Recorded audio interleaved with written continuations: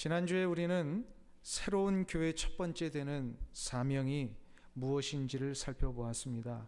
늘 새로워지는 교회를 우리가 영어로 이렇게 표현했습니다. Reforming Church다. 그러니까 늘 계속해서 원래의 모습으로 돌아가야 된다. 이 Reforming Church에 가장 중요하고도 우선되는 우리의 사명이 있다면 그것은 바로 예배라고 그랬습니다. 예배는 성도의 지음받은 목적입니다. 이 백성이 나를 위하여 지었나니 나의 찬송을 부르게 하려 함이니라. 즉 하나님의 거룩한 모든 백성들이 하나님 앞에 지음받은 목적이 예배하는 것이다 라고 그랬습니다. 그래서 교회의 이 가장 중요한 사명이 예배인데요. 그래서 예배는 아무리 강조해도 지나치지 않습니다. 놀라운 사실은 이 예배를 제대로 드리면 어떤 일이 일어납니까? 제대로 드리기 위해서는 우리가 로마서 12장 1절의 말씀처럼 거룩한 산 제사로 드리라. 거룩한 산 제사. 거룩한 산 제사로 드리라고 하는 말씀, 우리가 제물이 되라는 얘기입니다. 예배할 때마다. 사랑하는 성도님 여러분, 오늘 여러분 제물이 되실 준비가 됐습니까? 아멘. 제물이 된다는 것은 죽는 거거든요. 죽을 준비가 되셨습니까?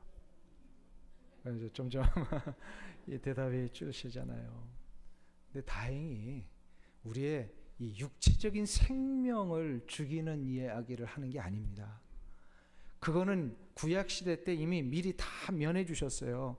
그래서 예수 그리스도 때문에 제물이 되는 것은 면하여 주셨지만, 실제로 우리가 죽는 건 면하여 주셨지만, 그러나 산 제물이 되라라고 하신 말씀은 뭐냐면 우리의 모든 자아가, 인간적인 모든 생각과 기준과 세상적인 가치관이 다 죽어야 된다는 거예요. 예배를 드릴 때마다 그것이 우리가 산 제물이 되는 거예요. 이 산 제물로 우리를 드리면 하나님은 우리를 기뻐 받으십니다. 구약에도 우리를 하나님 앞에 예배를 제사를 제대로 드리면 향기로운 제물로 받으신다 그랬어요. 아멘. 향기로운 제물로 받으시면 어떻게 하죠? 하나님이 예배를 드리는 자에게 복과 은총을 내리십니다. 이게 예배의 굉장히 중요한 그 원리예요. 그래서 예배를 잘 드려야 복과 은총을 드려요. 근데 예배를 잘 드리면 그 예배를 드리는 사람뿐만 아니라 예배를 드리는 그 사람이 관계한 공동체도 복을 내리시더라는 거예요. 그래서 그 가정과 그가 일하고 있는 일터와 더 나아가서는 우리가 속해 있는 이 민족과 이 땅을 축복하신다.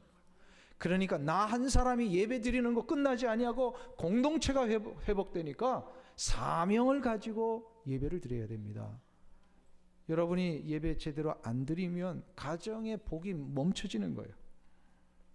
여러분이 우리 교회가 이 예배를 제대로 드리지 않으면 이 지역사회와 이 땅을 향하신 하나님의 복이 멈춰지는 거예요.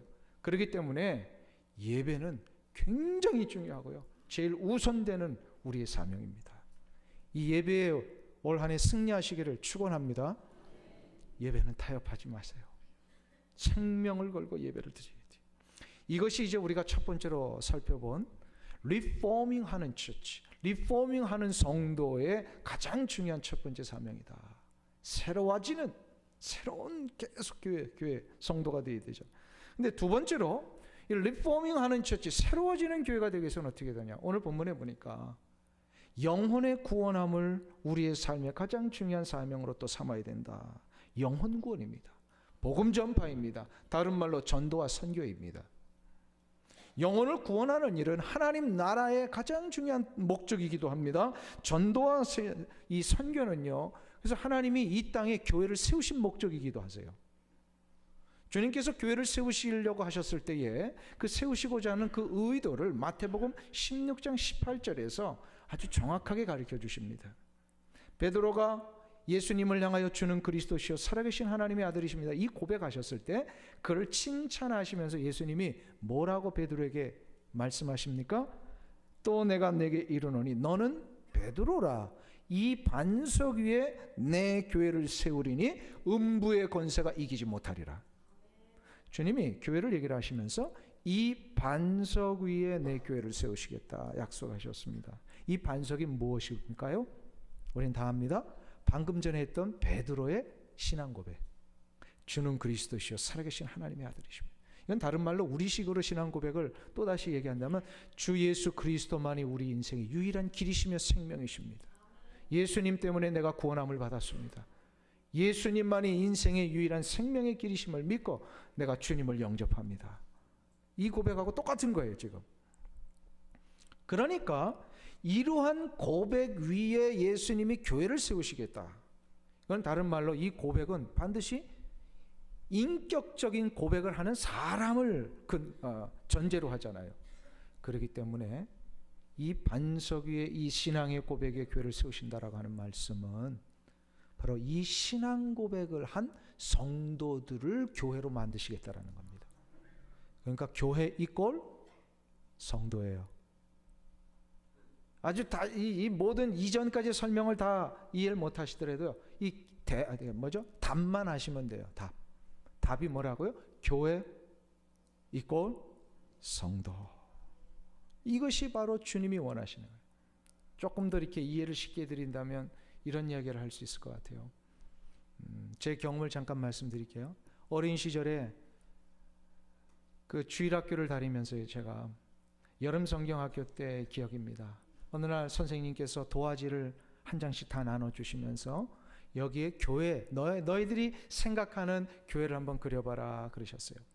그때 제가 어떻게 교회를 그렸냐면 맨 위에다가 파란 하늘을 그려놓고 거기에 이제 새들이 이렇게 구름 사이로 날아가는 요 이 그림을 그리고요. 그 밑에다가 십자가를 그렸어요. 그리고 십자가 밑에 커다란 교회의 지붕과 또 창문이 달려있는 커다란 이 건물, 그리고 그 맨 왼쪽 앞부분에다가 그 교회를 들어갈 수 있는 멋지고 아름다운 이렇게 정문을 그려 넣었습니다. 제 딴에는 아름답게 그렸다는 겁니다. 예. 그리고 나서 그 정문을 향하여 성도들이 이렇게 걸어 들어가는 몇 명의 사람을 그려 넣었습니다. 그때 저의 교회, 아름다운 교회는 아름다운 이 건물이 저에게는 교회라고 생각을 했었어요. 근데 제가 장성해서 성경을 깨닫게 되고 또 교회가 무엇인지를 신학적으로 훈련받고 정립한 후에는 교회가 이 건물이 아니라 그 건물을 향하여 걸어 들어가는 성도들이 교회구나. 이거를 나중에 알게 된 거예요. 그래서 앞으로 그 이후부터 교회에 대한 그림이 제가 바뀌어졌습니다. 교회에 대한 그림은요, 건물이 아니고요, 예배를 환하게 드리고 있는 아름다운 성도들의 얼굴과 얼굴이 모여 있는 거. 그러니까 교회 하니까 얼굴이 떠오르더라고요. 건물이 아니고. 왜 그럴까요? 예수님께서 이 반석 위에 내 교회를 세우리니 라고 하셨어요. 여기에서 분명히 교회가 무엇인지를 가르쳐 주신 거예요. 교회는 신앙의 고백 위에 세워지는 겁니다. 신앙의 고백은 신앙을 고백한 성도들을 전제로 하는 것이기 때문에 예수 그리스도를 나의 구세주로 영접한 이 신앙의 고백이 있는 성도들, 이 성도들이 모여있는 공동체, 이게 바로 교회인 줄로 믿습니다. 아멘. 그러니까 이런 거예요. 여러분의 가정에서 부부가 예수 그리스도를 믿으시고 또 자녀들이 예수 그리스도를 믿어 구원받은 그 가정이 되었다. 그러면 그 가정은 뭘까요? 교회입니다. 이게 가정교회예요. 이제 다음 주부터 우리가 동산 예배를 드립니다. 동산 예배를 드릴 때에 동산장 인도자 권찰님들을 중심으로 해서 우리 모든 동산 식구들이 다 예수 그리스도 안에서 거듭난 성도가 돼서 그 신앙을 고백한 사람들이 모여있는 동산이라면 그 동산은 뭘까요? 교회입니다. 동산이 교회예요. 그래서 이러한 교회, 작은 가정의 교회들, 동산의 교회들, 소그룹의 교회들이 모여서 주일마다 혹은 수요 저녁마다 이 공예배 시간에 하나님 앞에 나와 이 예배당에서 한 마음으로 한 뜻으로 주님을 찬양하며 예배 드리는 이 모습, 이게 바로 로컬 처치입니다. 로컬 처치라고 하는 것은 지역교회, 곧 오렌지 카운티 한인교회, 저 아프리카의 그 레바논의 뭐 어떤 나라에서 드리는 그 교회들, 지금 이 시간에 전 지상에서 그 교회의 이름을 가지고 하나님 앞에 드리는 예배, 이것이 다 뭐냐면 로컬 처치를 통하여 하나님 앞에 드리는 예배입니다. 그래서 우리 오렌지 카운티 한인교회는 작은 교회들이 모여가지고 하나님을 함께 모여 예배드리는 교회다. 이것이 바로 교회 진짜 의미예요. 교회는 건물이 아닙니다. 교회는 세상의 사교 클럽이 아니에요. 교회는 밥 먹으러 오는 것이 아니에요. 밥 먹는 것은 중요하지만 그러나 그것이 목적은 아니라는 거잖아요. 사람 만나기 위해서 오는 것이 아니란 말이에요. 교회는 뭐 하는 것이에요? 하나님을 예배하기 위하여 오는 것입니다. 이게 가장 중요한 목적이에요. 그런데 이러한 그 성도들이 모여있는 영적 공동체를 교회라고 하셨는데, 이 교회가 어떻게 되기를 원하시느냐, 하나님이. 우리 주님이 이것을 우리에게 마지막으로 가르쳐주고 가셨어요. 이 로컬 처치들이 어떻게 되기를 원하느냐, 그것이 바로 마태복음 28장 18절에서 20절의 말씀입니다. 한번 보실까요? 마태복음 28장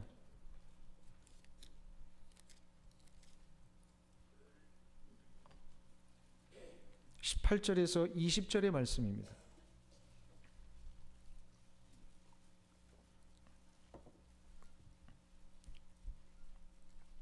신약성경 52페이지에 있습니다. 마태복음 28장 18절에서 20절 말씀, 우리 같이 한 목소리로 합독을 하겠습니다. 예수께서 나와 일러 가라사대 하늘과 땅의 모든 권세를 내게 주셨으니 그러므로 너희는 가서 모든 족속으로 제자를 삼아 아버지와 아들과 성령의 이름으로 세례를 주고 내가 너희에게 분부한 모든 것을 가르쳐 지키게 하라. 볼지어다 내가 세상 끝날까지 너희와 항상 함께 있으리라 하시니라. 아멘. 자, 보세요. 이 말씀은 예수님이 승천하시기 전에 주신 말씀입니다. 요거를 이제 마태의 그 관점에서 이제 한 거고요. 우리가 아까 읽었던 본문 말씀 있잖아요. 사도행전 1장 8절은 이 똑같은 예수님의 마지막 지상 명령이신데 누가의 관점에서 조금 다른 식으로 이렇게 표현을 한 겁니다. 같은 내용입니다. 근데 여기서 18절과 20절에 18절부터 20절에 보세요. 이것이 예수님의 마지막 지상 명령. 지상 명령은 유언과 같은 겁니다. 아무리 못된 아들도요, 부모님이 한평생 부모님의 속을 썩여서도요, 마지막 무엇은 꼭 들어요? 유언은 들어요. 이것마저 없다면 그건 인간이 아니다. 그러니까 주님이 가르쳐 주신 모든 말씀은 다 우리가 부족해서 이렇게 이행하고 순종하지 못해도 예수님의 이 유언과 같으신 마지막 지상 명령은 꼭 어떻게 해야 됩니까? 순종해야 됩니다. 이것마저 못하면 더 이상 뭐가 아니다? 네? 이것마저 못하면, 유언마저 우리가 순종하지 못하면 더 이상 성도가 아니에요. 그렇기 때문에 이 지상명령 굉장히 중요한 말씀입니다. 근데 이 지상명령의 핵심이 뭐예요? 핵심이 뭐예요? 여러 가지 그 표현법이 나오지만 가서 제자를 삼아 세례를 주고 가르쳐 지키게 하라. 근데 여기 이 네 가지의 동사 중에 가장 원래는 하나만 동사고 나머지 세 개는 분사예요. 그러니까 분사는 뭐예요? 동사를 꾸며주는 거니까 동사가 제일 중요해요. 동사가 뭐냐면요, 제자를 삼는 거예요. 그러니까 제자 삼기 위해서 가고, 제자 삼기 위해서 세례를 주고, 제자를 삼기 위해서 가르쳐 지키게 하라. 그래서 우리가 이제 하나님께, 예수 그리스도께서 우리에게 마지막 주신 이 명령이 뭐냐면 계속해서 세상을 향하여 가가지고요, 세례를 주고 가르쳐서 제자 삼으라는 거예요. 가르쳐서 제자 삼아서 뭐 하게 하시려고요? 그 사람 뭘 가르치라는 거예요? 그거를 우리에게 정확하게 가르쳐 주신 본문이 있어요. 사도행전 1장 3절을 보겠습니다. 우리가 읽었던 본문 조금 앞으로 가시면 됩니다. 사도행전 1장 3절. 사도행전 1장 3절 우리 같이 한 목소리 읽습니다. 해 받으신 후에 또한 저희에게 확실한 많은 증거로 친히 사심을 나타내사 40일 동안 저희에게 보이시며 하나님 나라의 일을 말씀하시니라. 아멘. 자, 보세요. 너희는 가서 제자를 삼아 세례를 주고 가르쳐 지키게 하라. 그러니까 가르쳐 지켜서 뭔가를 만들어내려는 거예요. 뭘 가르치는 거예요? 뭘 가르쳐? 그거를 사도행전 1장 3절에서 누가는요 정확하게 이렇게 얘기를 했어요. 예수님께서 부활 승천하시기 전에, 그러니까 승천하시기 전에 부활하시고 며칠 동안 이 지상에 남아 계셨어요? 40일입니다. 40일 동안 예수님이 이 지상에 남아 계시는 동안에 예수님이 무엇을 하셨는지를 누가가 가르쳐 준 거예요. 이 사도행전을 기록한 누가가. 그런데 뭘 하셨다고요? 40일 동안 저희에게 보이시며 하나님 나라의 일을 말씀하시니라. 하나님 나라의 일이 뭐예요? 여러분들, 하나님의 나라가 뭐예요? 결국 하나님의 나라는 하나님의 백성들이 돌아오는 겁니다. 즉 하나님의 백성이 돌아오기 위해서는 어떻게 돼요?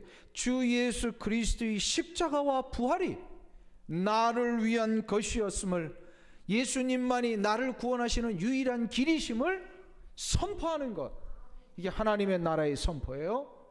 그래서 선포해서 그 선포를 듣는 자들마다 예수 그리스도를 받아들여 하나님의 백성의 자리로 돌아오게 하는 것. 저들이 돌아와서 뭘 하면 될까요? 저들이 모여가지고 교회를 이루잖아요. 교회에서 가장 중요한 게 뭐라 그랬어요 아까? 예배. 그러니까 전도의 목적이 뭐예요? 저들도 예배하는 자가 되게 만드는 거예요. 그러니까 우리가 전도도 이 교회의 원래 본래적인 이 예배를 위하여 전도를 하는 거예요. 이것이 교회의 목적이에요. 그래서 우리 선교를 갈 때마다 선교팀들에게 제가 늘 당부하고 부탁드리는 게 있잖아요. 가자마자 바쁘고 힘들고 피곤하지만 제일 먼저 그 땅을 밟으면 예배부터 시작하십시오. 짐 풀고 이렇게 하기 전에 그 땅을 예배하는 거예요. 왜냐하면 그 땅에 예배자를 만들기 위해 갔잖아요. 그러니까 우리가 예배자로 서서 하나님의 은총과 복을 구하며 우리 때문에 아직도 믿지 못하는 자들이 이 예배의 은총을 누릴 수 있도록 이렇게 선포하며 나가야 돼요. 그러면 그 선교의 현장을 풀어주세요. 하나님이 그 선교의 현장 속에서요 예배자들을 다시금 돌아올 수 있는 놀라운 능력을 허락하셔요. 그래서 이 선교 현장에서 가장 제일 먼저 해야 돼요. 딱 도착하자마자 예배를 시작을 해야 돼요. 이것이 우리 교회 목적인데요. 그래서 교회는 모여서 예배하고요, 흩어져서 전도해야 합니다. 여기서 그 한국에 군대 갔다 오신 분들은 군대 제대하면 향토 예비군이 됩니다. 예비군 훈련 받으면요 교관들이 그 구호를 외치게 합니다. 옛날에는 그 무슨 구호냐면 뭉치면 살고 흩어지면 죽는다.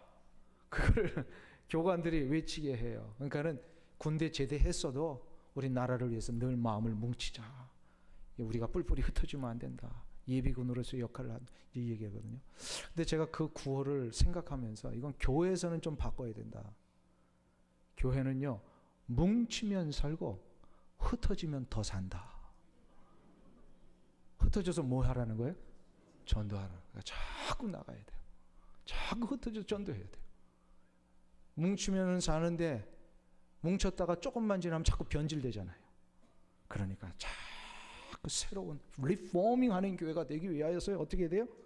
자꾸 나가서 영혼의 구원함을 위하여 나가야 돼요. 그럼 어디까지 나가야 될까요? 어디까지? 그거를 오늘 본문이 가르쳐주고 계시는 거예요. 오늘 본문이 뭐라고 그러세요? 1장 8절을 다시 한번 읽겠습니다. 1장 8절 말씀. 다 같이 한 목소리로 사도행전 1장 8절 읽습니다. 시작. 오직 성령이 너희에게 임하시면 너희가 권능을 받고 예루살렘과 온 유대와 사마리아와 땅끝까지 이르러 내 증인이 되리라 하시니라. 아멘.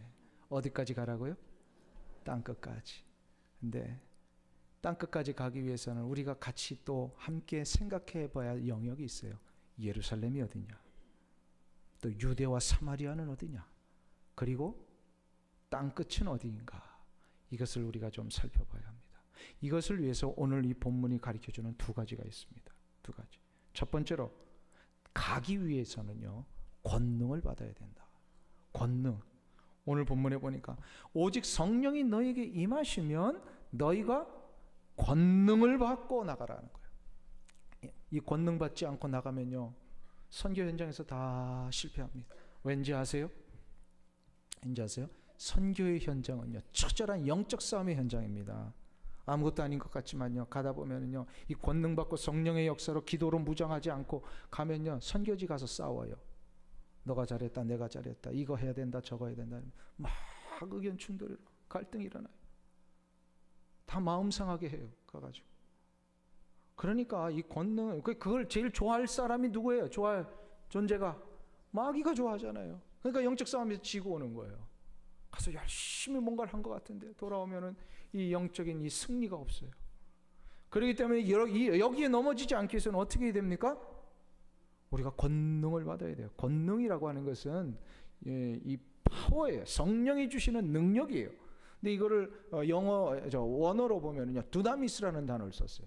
두나미스라는 단어에서 성경에 아주 그 나중에 그 영어에 아주 좋은 단어가 하나 파생이 됩니다. 다이너마이트. 비슷하죠? 두나미스, 다이너마이트. 다이너마이트의 그 특성이 뭐예요? 작은 건데요, 이게 한 두세 개가 딱 모여 있어서 이게 한꺼번에 팍 폭발을 하면 어떻게 돼요? 탁탁한 바위를 완전히 부서뜨리고요, 길 가더니 이 장애물 같은 거, 이 터널을 만들어야 되는데 이 장애물들이요, 이 다이너마이트 터지면서 그냥 길이 확 뚫리기도 하고, 이게 바로 다이너마이트, 이 두나미스라는 얘기예요. 이게 권능이란 뜻이에요. 그래서 이 권능을 받고 가잖아요. 그럼 두 가지 역사가 일어납니다. 그게 바로 뭐냐면 사단 마귀의 권세가 다 깨트려집니다. 우리의 마음을 흔들고 우리의 마음을 분열시키고 싸움하게 만들고 갈등하게 만들고 미웃게 만드는 이런 마귀의 모든 영적인 장난들이 다 무너지더라는 거예요. 그러니까 이 권능을 받지 않고 가면은요, 그러니까 내게 아직 미움이 있고 또 이기심이 있고 누군가를 무시하고 싶고 이런 마음이다. 이건 지금 아직도 마귀의 역사 속에 내가 지고 있는 거예요. 그러니까 성령의 권능을 받아야 돼요. 성령의 권능을 받았어. 근데 이 성령의 권능을 마귀의 권세가 물러가니까 어떻게 되죠? 마귀에 사로잡히던 인생이 풀려지는 역사가 일어나요. 해방이 일어나는 거예요. 육체의 질병이 낫게 되고 마음의 상처와 아픔을 가지고 있던 사람이 치료함을 받게 되고, 그래서 사도행전에서도 보면은요, 이 권능을 받고 사도들이 나갈 때 귀신이 쫓겨나가고 병든 자들이 일어나고 또 참된 해방과 기쁨을 맛본 그 수많은 사람들이 돌아오게 되더라. 이게 이제 이 파워, 두나미스의 아주 중요한 그 능력입니다. 그래서 사단의 권세를 깨트리더라. 근데 두 번째 권세가 있어요. 그게 뭐냐면 이 권능을 받고 가는 자들이요, 하나님의 뜻이 무엇인지를 분별하는 능력이 생깁니다. 근데 저는 이 두 번째가 더 중요한 능력이라고 생각을 해요. 더 중요. 하나님의 뜻을 분별하지 못하고 나면 자꾸 실수하고 다른 거 하게 되는데, 이 대표적인 예가 누구예요? 사도 바울이 거듭나서 하나님의 거룩한 뜻을 위하여 이제 이방 민족을 향해 복음을 전하러 나간대. 사도행전 16장에 보면 사도 바울이 아시아를 향하여 복음을 전하러 가죠. 가려고 하는데 자꾸 막으셨어요. 성령님께서 이거를 자꾸 막으셨어요. 그 맨 처음에 아마 몰랐던 것 같아요. 그런데 이 밤중에 환상을 보여주시는데, 이 마게도냐에 있는 어떤 성도가 자꾸 우리를 향하여서 와서 복음을 전하는 이 환상을 보여주시는, 이게 성령의 그 역사잖아요. 사도 바울이 여기서 깨닫습니다. 아, 아시아로 가지 말고 이제 유럽으로 가라고 하시는구나. 그래서 그가 이 선교의 그 루트, 선교의 이 여행지를요, 아시아에서 이제 마게도냐로 갔다가 마게도냐에서 어디로 가죠? 로마로 갔다 로마에서 스페인까지 가는 남부 유럽이 복음화 되는 역사가 바로 이때부터 이루어지는 거예요. 권능을 받으니까 가야 할 곳을 분명히 가르쳐 주시는 분별력이 생기더라. 이러한 분별력 때문에 혜택 본 나라가 또 하나 있잖아요. 어떤 나라인지 아세요? 우리 조선이에요. 120년 전에 두 사람에 의해서 하나님이요, 선교사로 부르실 때, 그 이후에 많은 선교사님들이 계셨지만 두 사람에게 아주 특별한 역사를 이루셨어요. 그 첫 번째가 19세기 말에 영국의 한 목사의 아들로 태어났던 토마스 선교사. 이분이요, 어린 시절부터 이 전도에 대한 열정이 있었는데 특별히 장성에서 신학교 갈 때 이분이 권능을 받았어요. 그래가지고 신학교 끝나자마자 이분이 그 중국으로 갔어요. 중국에서 선교를 했어요.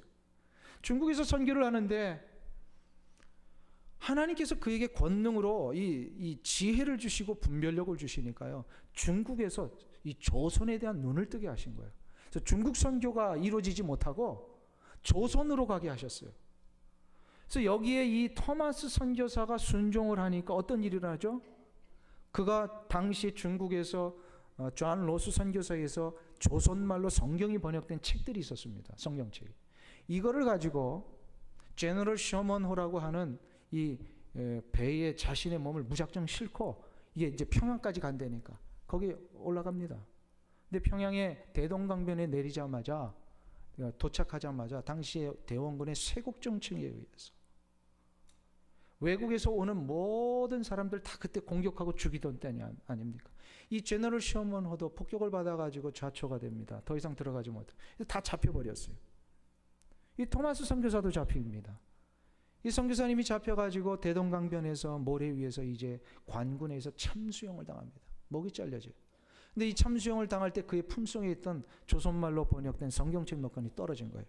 모래바닥에.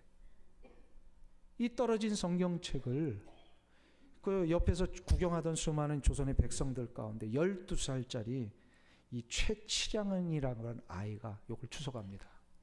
얼른 달려가가지고 이게 뭔지도 모른 채. 근데 집에 가서 보니까 이게 당시의 금서인 성경책이에요. 이거 가지고 있으면 다 죽었어요. 그래가지고 무서워서 이 최치량이라는 아이가 자기 아저씨 뻘 때는 이 관가에 주사로 있었던 박영식이라는 아저씨한테 이거를 그냥 무서우니까 줘버렸어요. 근데 이 박영식이라는 사람이 좀 무식한 사람이었던 것 같아요. 이 성경책이 뭔지도 모르고 이게 책이니까 이걸 다 한 장씩 찢어가지고 자기 집에 도배지로 씁니다. 온탕 사방팔방을 이 성경책으로 다 도배를 해버린 거예요. 그래 한번 생각을 해보세요. 밥 먹을 때도 성경책이 보이고 잠자려고 누웠는데 천장에 성경책이 보이고 앉아서 대화하는데도 맞은편에 성경책이 보여요. 결국 이분이 자기의 도배지로 쓴 성경책을 보다가 예수를 만납니다. 박영식이라는 사람. 그래서 예수를 믿고 거기서 자기가 구원함 받은 거 감격 때문에 자기 집을 예배 처소로 오픈을 했어요. 예배 처소로 오픈된 이 교회가 초대교회 널다리 교회입니다. 이 널다리 교회가 나중에 평양의 장대현 교회가 됩니다. 장대현 교회가 어떤 교회죠? 1907년 평양의 대부흥운동을 일으키고 조선의 회개운동을 일으키고 수많은 백성들이 돌아오게 하는 놀라운 역사를 일으키는 그 아주 산실이 장대현 교회예요. 어느 누구가 감히 이런 일이 일어날 수 있으라고 기대를 했겠습니까? 토마스 선교사가 중국으로 갔던 그 선교사를 하나님의 성령의 권능으로 인해서 조선의 눈을 뜨게 하셔서 그로 하여금 1866년에 처음 대동강에 이게 언더우드 선교사가 도착하기 18년 전의 일이에요. 그래서 이 조선의 이 성경책이 보급되게 하고 자체적으로 예수 믿는 사람들이 일어나게 했는데 18년 후에 1884년에 누가 도착하죠? 제물포항에 언더우드 선교사가 도착합니다. 이 언더우드 선교사도 원래는 조선으로 오려고 했던 사람이 아니에요. 인도 선교사로 가기 위해서요. 그가 그렇게 신학교 시절에 준비하고 기도하고 애써서 북장로 교회로부터 파송 다 결정되고 후원금까지 다 결정되고 그리고 오려고 했던 그런 그 선교사였어요. 그런데 그가 하트포드라는 지역에서요. 전체 미국 안에 있는 신학생들 이 신학생 선교 대회를 그가 주관을 합니다. 주관을 하는데 강사로 오셨던 한 선교사님을 강사로 모시고 이분이 중국에 대한 선교를 하셨던 분인데 중국 선교는 안 하고 중국 끝자락에 이렇게 붙어있던 조선이라는 조그만 나라에 대해서 자꾸 소개를 하는 거예요. 여기에 은혜를 받고 이 언더우드 신학생이요. 그때 그 모여있는 수많은 신학생들 이 조선으로 가라고 자꾸 도전을 하는데 아무도 안 가는 거예요. 근데 그날 밤에 기도를 하는데 너가 가라. 하나님의 그 음성을 들려주신 거예요. 내 잔이 넘치나이다라고 하는 이 정연인 씨의 이 그 신앙 소설집에 보면 그 스토리가 다 나옵니다. 너가 가라, 너가 가라. 그래가지고 결국은 그때 하나님의 그 거룩하신 그 성령의 깨달음 때문에 그가 모든 인도로 가려고 했던 선교를 다 내려놓고 조선 땅으로 가기로 했어요. 그리고 준비해서 1884년도에 그가 제물포항에 토마스 선교사 도착한 18년 후에 그가 도착하게 되고, 결국 그로 인하여서 수많은 서울과 이 모든 지방과 조선 땅의 복음화의 역사들이 계속해서 이루어지게 된 겁니다. 한번 보세요. 성령의 역사와 권능을 받으면요, 그 한 사람의 순종 때문에 나라를 바꾸는 역사가 일어나요. 역사를 일으켜요. 그러니 나 한 사람이 성령의 권능을 받아 내게 허락하신 하나님의 이 복음의 현장으로 나아갈 때에 하나님이 분명히 그가 가고자 하는 땅을 바꿔주실 줄로 믿습니다. 가정이 아직도 복음화 안 됐습니까? 성령의 권능을 받으세요. 다이너마이트와 같은 이 폭발력을 가지고요, 하나님이요 심령을 깨뜨리는 역사를 주실 것입니다. 이 은혜가 여러분들 가운데 일어나기를 축원합니다. 권능을 받은 한 사람 때문에 한 집안이 달라지고, 한 집안 때문에 그 평양의 수많은 사람들이 하나님을 만나게 되고, 평양에 하나님을 만난 사람들 때문에 조선의 백성들이 지금 대한민국으로 이어져서 세계 선교를 감당하는 민족이 되고 있습니다. 전도와 선교는 권능을 받아야 합니다. 아멘. 권능을 받아야 돼요. 그러면 이 권능을 받고 두 번째는 어떻게 해야 될까요? 어떻게 해야 될까요? 가야 합니다. 가야 해요. 오늘 본문 1장 8절에 보면 주님께서 우리로 하여금 예루살렘과 온 유대와 사마리아와 땅끝까지 이르러 내 증인이 되리라. 이르러 증인이 되리라. 이르라라고 하는 것은 가라는 겁니다. 예루살렘은 어디일까요? 내가 살고 있는 이웃 공동체를 얘기를 합니다. 나의 가정이요, 나와 더불어 일하고 있는 직장이요, 내가 살고 있는 이 커뮤니티, 이웃 공동체입니다. 그러면 유대와 사마리아는 어디입니까? 유대와 사마리아, 민족 공동체입니다. 나라입니다. 우리가 같이 관계는 안 하지만 한 민족, 한 핏줄을 이어받아서 정말 한 말로, 한 언어로 사용하고 있는, 아직도 예수를 믿지 않는 우리의 민족 공동체, 이것을 바랍니다. 그러면 마지막 세 번째로 땅끝은 어디일까요? 우리의 언어와 우리의 문화와 전혀 다른 이방 민족들, 세계 모든 열방들을 얘기를 합니다. 자, 근데 여기서 우리가 한 가지 생각해야 될 게 있어요. 성경 사도행전에서 보면은요, 1장부터 7장까지가 예루살렘 선교를 하고요, 그 다음 8장부터 11장까지가 유대 땅과 사마리아 선교를 하고, 그리고 12장부터 마지막 28장까지가 땅끝 선교를 합니다. 이렇게 세 가지로 이렇게 구별되잖아요.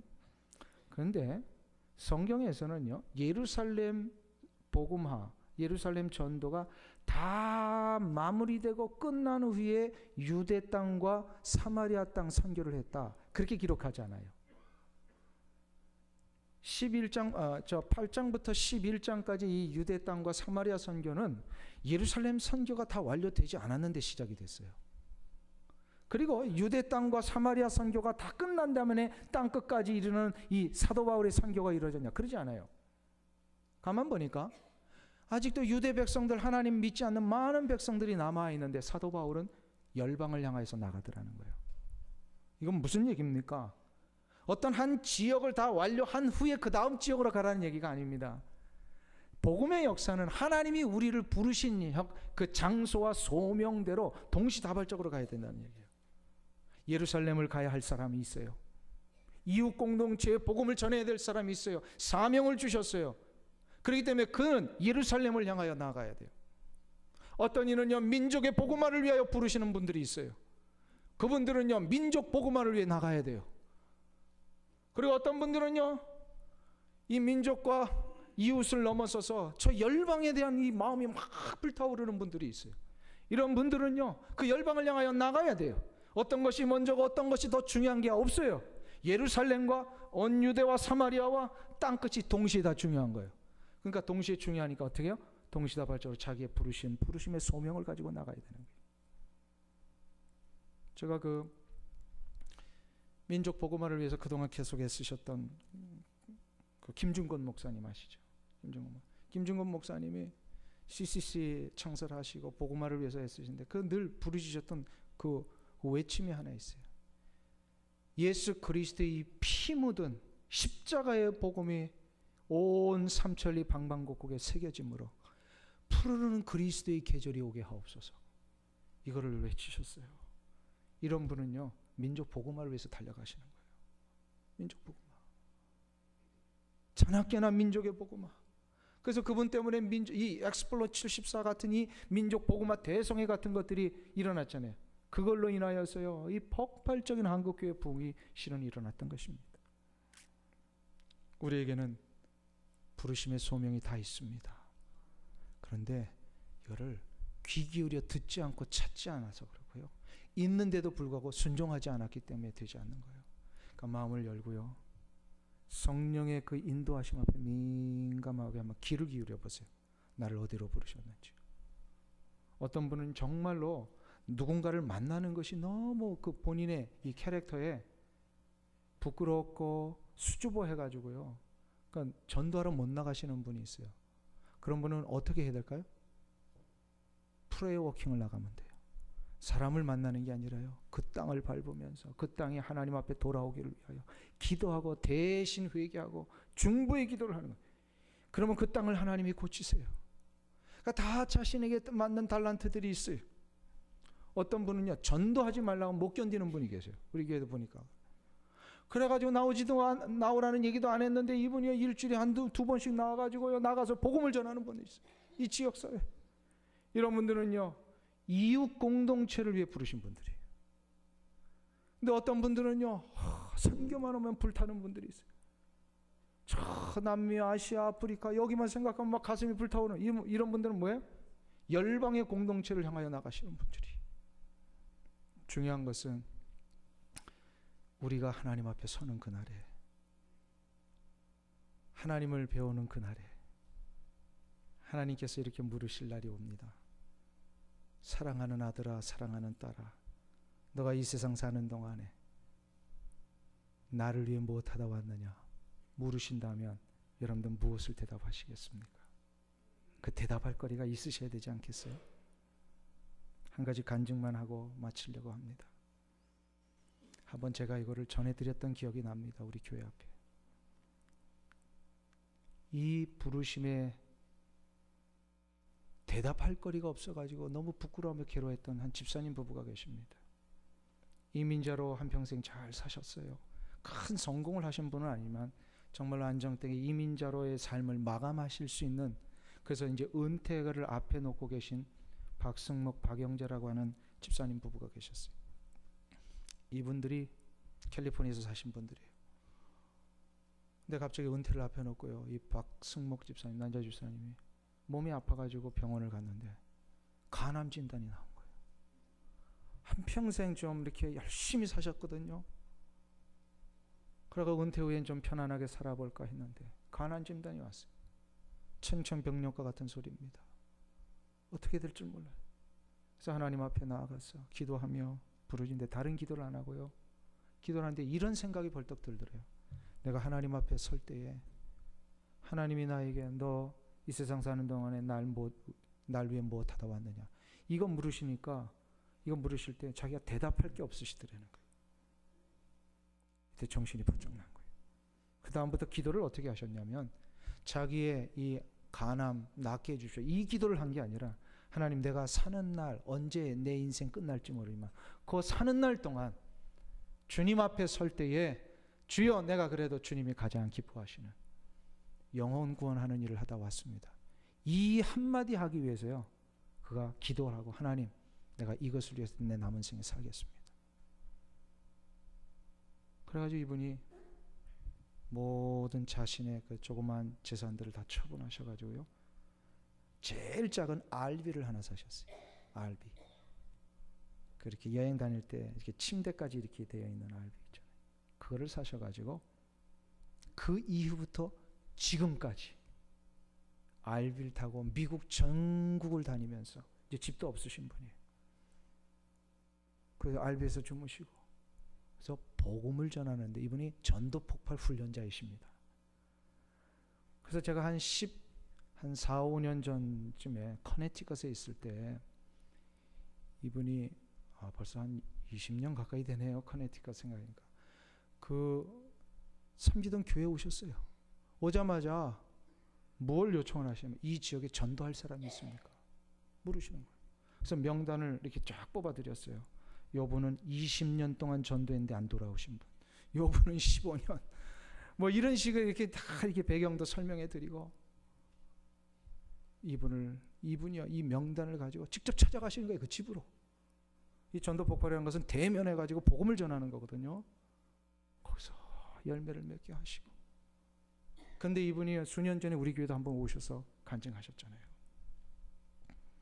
제가 이분을 보면서 그래요. 우리가 다 언젠간 하나님 앞에 서야 되는데, 다 서야 되는데, 하나님 앞에 서는 그날에 하나님이 우리에게 너 세상 사는 동안에 날 위해 무엇하다 왔느냐 이건 물으신다면 저를 포함해서 여러분들 어떤 대답을 하실 수 있습니까?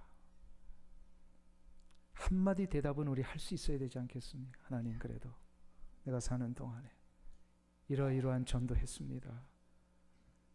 저 옆에 살던 김집사 예수를 안 믿을 때 내가 가서 전도해서 그 사람 예수 믿게 했습니다 라고 하는 이 한마디는 우리가 할 수 있어야 되지 않겠습니까?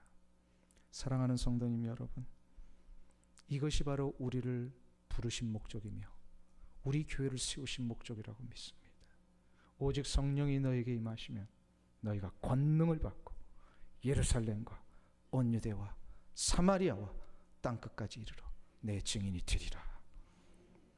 여러분의 예루살렘을 찾으십시오. 여러분의 가정이 예루살렘일 수 있어요. 여러분의 땀 흘려 일하는 일터가 예루살렘입니다. 여러분의 유대 땅과 사마리아를 찾으십시오. 그리고 여러분의 땅끝을 찾으십시오. 그 찾아갈 때에 그 이후의 모든 책임은 우리 주께서 이루어 주실 것입니다. 이 은혜가 여러분들 가운데 일어나시기를 간절히 주님의 이름으로 축원합니다. 기도하겠습니다. 하나님 아버지, 우리를 지으신 목적이며 우리를 부르신 목적이 하나님을 예배하게 하시기 위함임을 알았습니다. 또한 하나님의 예배하는 자들이 모여있는 이 교회를 세우신 목적이 또 다른 지역에서 아직도 하나님을 알지 못하는 저들에게 하나님 나라를 선포함으로 저들이 아버지 하나님의 백성의 자리로 돌아와 저들도 하나님 예배하는 인생 되게 하시는 것, 이것이 바로 우리 교회의 세움받은 목적인 줄로 믿습니다. 이를 위해 우리 모두가 달려가게 하여 주시옵소서. 이를 위하여 우리의 삶 속에 예루살렘을 찾게 하시고 유대와 사마리아를 찾게 하시고 땅끝을 찾아 우리의 부르신 소명대로 충성하며 헌신하다가 주님 앞에 서는 날, 주님, 내가 나의 예루살렘에서 나의 땅끝에서 이 영혼의 구원함을 위해 살다가 왔습니다. 이 놀라운 고백들이 우리 성도님들의 입속에서 주님 앞에 고백되어질 수 있도록 축복하여 주옵소서. 예수님의 이름으로 기도하옵나이다. 아멘.